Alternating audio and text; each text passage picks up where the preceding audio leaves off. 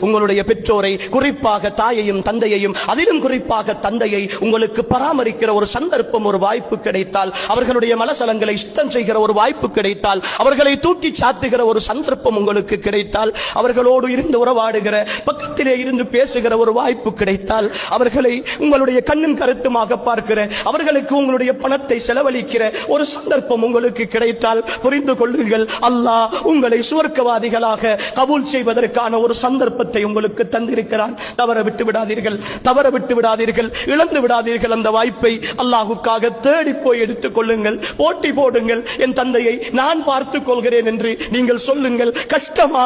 பொறுமையோடு இருங்கள். சிரமமா? வேலை போகிறதா? நேரம் போகிறதா? சம்பாதிப்பதில் சிக்கலா? அல்லாஹ்வுக்காக பொறுமையோடு இருங்கள். இந்த உலகம் முடிந்துவிடும் சகோதரர்களே. பராமரிக்கிற என் தந்தை மௌத்தாகுவதற்கு முன்னால் நான் மௌத்தாகி போவேன். ஆனால் என் கபர் இருக்கிறது, என் மஹ்ஷர் இருக்கிறது, என் ஸிராத் இருக்கிறது, என் சுவனம் இருக்கிறது. எனக்காக என் தந்தையையும் தாயையும் நான் பராமரித்ததற்காக, அவர்களுடைய சொல்லை கேட்டதற்காக, அவர்களை கௌரவப்படுத்தியதற்காக, அவர்களை கண்ணியப்படுத்தியதற்காக, எனக்காக என் ரப்பு தயாரித்து வைத்திருக்கிற அத்தனை சந்தோஷங்களும் அவுஸது அபுவாபில் ஜன்னா, சுவர்க்கத்தினுடைய நடுவாசல் எனக்காக என் தந்தையின் மூலம் திறக்கப்பட்டிருக்கிறது. அந்த சந்தோஷத்திற்காக என் ஈமானிய உறவுகளே, பெற்றோர்களை அல்லாஹ்வுக்காக சுமைகளாக நினைத்து விடாதீர்கள்.